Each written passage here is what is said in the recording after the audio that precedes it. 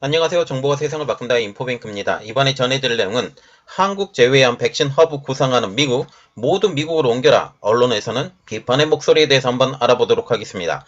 여러분의 구독, 좋아요, 그리고 필요하시면 알람 설정까지 부탁드리겠습니다.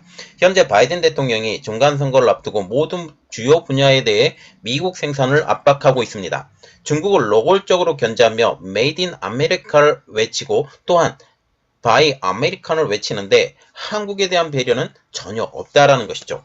이는 한국이 경쟁력을 갖춘 핵심 미래 산업인 이른바 BBC, 바이오, 배터리, 반도체 분야에서 모두 미국 내 생산을 유도하는 전방위적인 규제 강화를 나서고 있는 것입니다. 이 때문에 한국이 난리가 났습니다. 미국의 주요 언론조차 한국을 보호하려고 나서고 있으며 이러다가 결국 주변국까지 내치면 결국 미국이 큰 위기를 처할 수 있다고 강력히 비판이 나타나는 국면이 나오고 있는 것이죠. 그래서 이번에 알아봤습니다. 한국 제외한 백신 허브 구상하는 미국, 모두 미국으로 옮겨라. 언론에서는 비판의 목소리입니다. 조 바이든 미국 대통령의 자국 산업 살리기가 그 도를 넘고 있습니다. 반도체법과 인플레이션 감축법 IRA에 서명한 데 이어서 바이오 제조 관련 행정명령에도 서명하면서 바이오 제조도 미국에서 해야 된다고 선언을 했던 것이죠. 12일 백악관은 온라인으로 개최된 팩스시트, 즉 설명서를 통해서 이 같은 사실을 발표했는데요. 바이든 대통령이 서명한 행정명령에는 국가생명공학 및 바이오 제조 이니셔티브로 바이오와 제약 분야의 자국 생산을 골자로 하고 있습니다. 이는 전기차의 미국 내 생산을 의무를 명시한 IRA를 서명한 지 한 달도 채 되지 않아 바이오 산업에도 유사한 정책을 펼치고 있는 것이죠. 그리고 이번 바이오 대책의 후속 조치로 14일 관련 회의를 열어 행정명령을 구체화할 광범위한 신규 투자와 지원을 발표할 예정입니다. 바이오 산업에 대한 연구개발 분야에서는 미국이 전 세계를 압도하고 있죠. 그러나 갈수록 높아지는 인건비, 제품 생산비 때문에 미국은 바이오 분야의 생산 시설을 해외로 이전시켰고 첨단 바이오 제품 생산에서도 중국의 의존도가 높아져 갔습니다. 특히 코로나19 초기 상황에서도 중국에서 다양한 제품들이 쏟아져 들어왔던 것이 이를 증명하고 있죠. 이 때문에 이번 행정명령을 실시했다고 말하고 있습니다. 이번 바이오 산업의 행정명령은 반도체, 배터리, 히토류와 함께 바이든 대통령이 취임 직후 직접 지시한 공급망 실태 조사에 포함됐다는 점을 고려할 때 사실상 애고된 소식이라고 평가가 나오고 있죠. 지난 1월 미국은 배터리와 반도체, 히토류, 의약품 및 바이오를 지금 핵심 부품으로 지정한 바가 있습니다. 이때 이 분야에 대해서 한국과 긴밀한 협력을 하기로 결정했는데요. 그러나 이번 행정명령으로 미국 바이든 행정부는 한국과의 약속을 완전히 뒤집어버리는 상황이 되는 것입니다. 이번 행정명령에 대해 블룸버그 통신은 이번 조치를 바이오 산업에서 중국 의존도를 줄이려는 것이라고 분석을 했습니다. 그러나 이 분석도 좀 틀린 면이 있죠. 중국을 완전히 배제시키고 한국을 키우면 되는 일인데 꼭 미국에서 이러한 생산을 해야 된다라고 말이 나오게 되는 것이죠. 이렇게 코로나19를 계기로 중요성이 높아진 첨단 바이오 산업에서 미국의 영향력을 높이려는 조처라는 것입니다. 백악관도 미국이 그동안 바이오 산업에서 해외 원자료 및 생산에 지나치게 의존했다라고 하면서 바이오 경제는 미국의 강점이자 엄청난 기회라고 강조했을 정도입니다. 그러나 이번 미국이 추진하는 바이오법은 한국을 내팽개치는 법안이 되는 것이죠. 특히 한국은 대표적인 의약품 복제품에 대해서 지금 엄청나게 성장을 해나가고 있기 때문입니다. 이번 바이오법으로 지금 현지의 연구개발 인프라를 구축했거나 그리고 한국처럼 미국 제약사를 대상으로 위탁 생산인 CMO를 사업 중인 기업에 적지 않을 영향을 줄 것으로 보이고 있는 것이죠. 여기에 일자리 창출을 위해 자국 내 생산을 일정 비율 의무화하는 등 조치를 포함하게 되면 그만큼 한국 기업이 타격을 받는 것은 자명한 일이 되어버리는 것입니다. 현재 삼성바이오로직스가 모더나 백신을 그리고 SK바이오사이언스가 노바백스 백신을 각각 한국에서 위탁받아 생산 중입니다. 또한 이번 행정명령에는 적국으로부터의 국가 안보 위협을 해결하기 위해 동맹국가 파트너를 참여한다는 내용이 포함되어 있어서 앞서 공표된 반도체 지원법 Chip and Science Act처럼 미국의 보조금, 지원금을 받는 바이오 산업 기업에 대중 투자를 제한하는 가드레일 조항이 들어갈 가능성이 클 것으로 보입니다. 여기에 미국의 전기차에만 대당 7,500만 달러의 보조금 지급을 규정한 미국 인플레이션 감축법 IRA처럼 각종 인센티브에서 한국 제조 약품들이 배제될 경우 국내 바이오 기업들의 글로벌 경쟁력은 상당히 낮아질 것으로 보이고 있다는 것이죠. 백악관은 미국이 해외 원재료와 바이오 생산에 지나치게 의존해왔고 생산공학 등 주요 산업의 과거 오프쇼링, 지금 미국에서의 생산시설을 다른 곳으로 옮기는 것을 말을 하는데, 오프쇼링은 우리가 중요한 화학 및 제약 성분과 같은 재료에 대한 접근성을 위협한다. 결국 이것에 대해서 오픈되는 상황이 나온다 라고 하면서 이번 행정명을 통해 미국 내 일자리 창출은 물론 공급망의 구축, 인플레이션 완화 효과도 있을 것이라고 밝히고 있습니다. 이렇듯 미국이 바이오법을 비롯해 각종 첨단 산업의 자국 우선주의 산업 육성 법안을 잇따라 도입하면서 한국의 기업들의 부담이 커지고 있는 상황. 현대차는 미국이 전격적으로 지난달 시행한 인플레이션 감축법에 직격탄을 맞았습니다.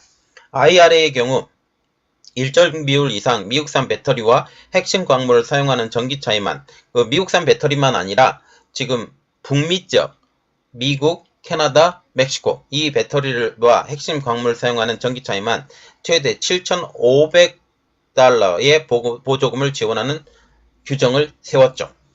전기차를 전량 한국에서 생산하는 현대차와 같은 경우 일본의 도요타 등과 비교해 가격 경쟁력에서 밀릴 수밖에 없게 되는 것입니다. 같은 시기 바이든 대통령이 서명한 반도체법도 미국의 개발 생산시설을 구축한 기업에 보조금을 지급하는 내용을 담았습니다. 다만 지원금 수혜의 기업은 중국의 첨단 반도체 관련 인프라에 투자할 수 없도록 못 박았죠. 이미 중국의 반도체 생산시설을 구축한 한국 기업들은 미국과 중국 사이에서 진퇴양난이 된 상황.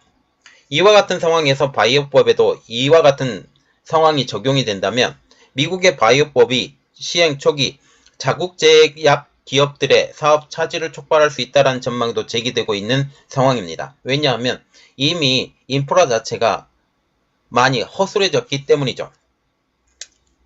다른 나라에서 만들어진 제품에 대해 보조금을 지급하지 못하는 상황이라면 그 혼란은 굉장할 것으로 보입니다. 현재 미국 내에서는 충분한 생산 공장이 확보되어 있지 않기 때문이죠. 이러한 상황에서 외국산 CMO가 제한이 되면 생산 속도 저하는 물론 유통비용의 증가까지 피할 수 없는 상황이 되는 것이죠. 즉 인프라를 고려치 않은 무리한 정책이라는 소리가 나오고 있습니다. 이런 무리한 정책을 바이든 행정부가 펼치는 이유는 바로 11월에 치러지는 중간선거 때문입니다.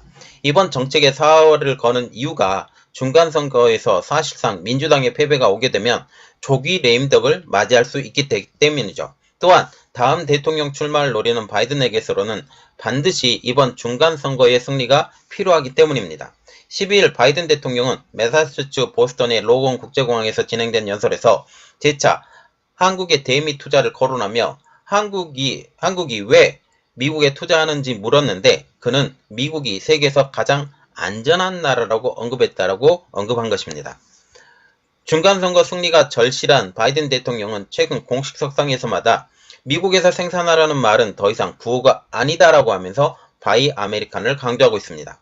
그런데 이런 바이든 행정부의 행동에 언론들이 제동을 걸고 나오고 있습니다. 뉴욕타임즈는 바이든 행정부의 정책에 치명적인 단점이 존재한다라고 직격탄을 날려버리게 된 것이죠.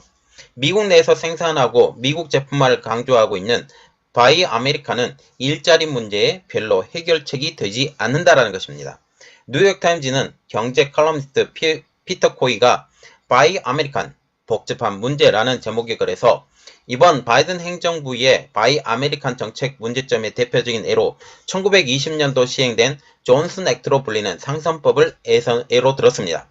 1920년부터 시행된 상선법은 미국 내 한국 간 운송은 미국에서 건조되어야 되며 미국인이 소유하고 있는 미국인의 선박에서만 가능하도록 한 법입니다. 그래서 미국 자국 내에서 어떤 물건을 운송하려고 할 때 선박 자체도 미국 것, 그리고 운송 자체도 미국인, 여기에 75% 이상이에요. 이 선박에만 가능하도록 한 것입니다.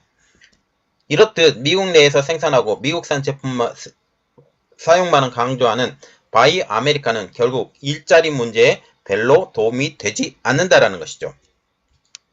1920년부터 시행된 상선법의 도입으로 미국 조선사는 외국 조선사와 경쟁할 필요가 없어졌습니다.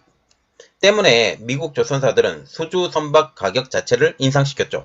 이 법에 따라서 상선 추이를 보면 1980년도 257척이었던 선박이 올해에는 93척으로 급감한 것입니다. 그만큼 선박의 이용이 없었다라는 것을 뜻하는 것이죠. 미국 조선사들의 민간 선박 가격 인상으로 인해 물류업체들이 연안 해운 대신에 철도나 트럭으로 물건을 운송하는 비율이 높아졌기 때문입니다.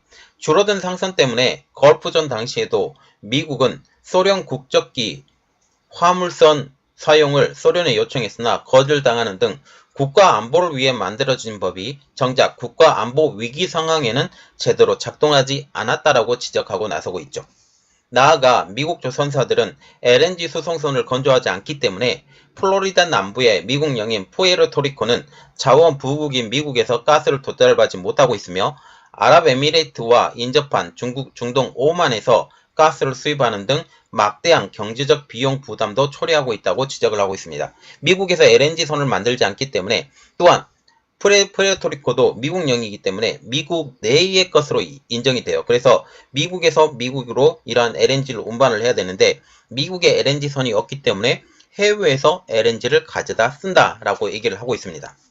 카토 연구소는 현재 미국에 많은 상선이 필요하다는 것을 동의한다라고 하면서 미국 해운사들이 러시아나 중국의 선박을 배제하면서도 한국이나 일본과 같은 믿을 수 있는 동맹에서 더 싼 선박을 구입할 수 있다라고 지적하고 있습니다. 이렇게 보면 1920년대 도입된 상선법은 오히려 미국의 일자리에 도움을 주지 않는다라고 지적을 하고 있는 것이죠. 이 법을 지지하고 있는 미국 해운 파트너십은 관련 일자리가 65만 개라고 주장하지만 카토 연구소는 이에 훨씬 못 미치는 9만 5천여 개라고 밝힌 것입니다. 워싱턴 포스트도 지난 9일 칼럼에서 바이든 대통령의 제조 부활 정책이 고도화된 산업 사회에서 경제에 미치는 효과가 크지 않고 동맹 배제 등 의도하지 않은 부작용을 초래할 수 있다라고 비판했습니다. 이 칼럼에서는 특히 인플레이션 감축법과 관련 전기차는 내연기관차보다 부품이 적기 때문에 생산에 필요한 노동력 자체가 더 적다라고 하면서 미국이 전기차 산업에 투자를 집중하고 있지만 전기차 생산이 미국에서 이뤄진다 하더라도 미국 자동차 산업에서 고향은 더욱더 줄어들 것이라고 밝혔습니다. 반도체 지원법에서는 중국에 기반시설이 있는 회사들을 대상으로 가이드라인을 만들어 지원금을 회수하려고 하고 있습니다. 그래서 이미 지원한 금액 자체도 회수를 할 수 있기 때문에 결국 이것은 돌려막기라는 그런 이야기가 나오고 있는 것이죠. 상황이 이렇게 되면 어느 기업이 미국 사회에서의 사업을 투자할 수 있겠느냐라는 것입니다. 초부가가치 산업에서는 일정 부분 미국으로의 리쇼링은 성공할 수 있지만 대부분 분야에서는 그렇지 못하다라는 분석도 나오고 있습니다. 일각에서는 이런 미국의 조치로 인해 생산 단가와 인건비가 저렴한 중국과 동남아로 몰리며 오른 가격만큼 그곳에서 충당하라는 말까지 나오고 있습니다. 상황이 이렇게 되자 미국이 한국과 같은 이념이 같은 동맹에 적절히 시설을 분산시켜야 한다라는 의견이 나오고 있고 이것에 대한 지원도 해줘야 된다라는 이야기까지 나오고 있습니다. 현재 언론들조차 바이든 정부의 이러한 무리한 정책에 대해 비판이 나오고 있는 것이죠.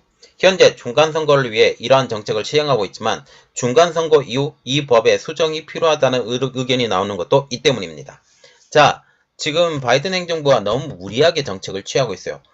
바이 아메리칸, 메이드 인 아메리카 이러한 정책을 취하면서 나는 미국에 더 많은 일자리를 키워주고 있어 라고 지금 이야기를 하고 있는데 실질적으로 이러한 한국이 미국의 투자를 많이 하고 있는데 결국 한국을 팽했다. 이러한 것들 때문에 한국이 지금 쇼크에 빠져 있다라고 얘기를 하면서 한국과 지금 협력을 해야 중국을 견제하는 데 더 도움이 된다라는 이런 말들도 나오고 있습니다. 이 상황이 이제 중간선거 이후에 어떠한 상황으로 변하게 될지 한번 우리 같이 지켜보도록 하겠습니다. 이번 내용은 여기까지 하겠고요. 저희 내용이 여러분들에게 도움이 됐다라고 생각을 하시면 구독과 좋아요 그리고 필요하시면 알람 설정까지 부탁드리겠습니다. 감사합니다.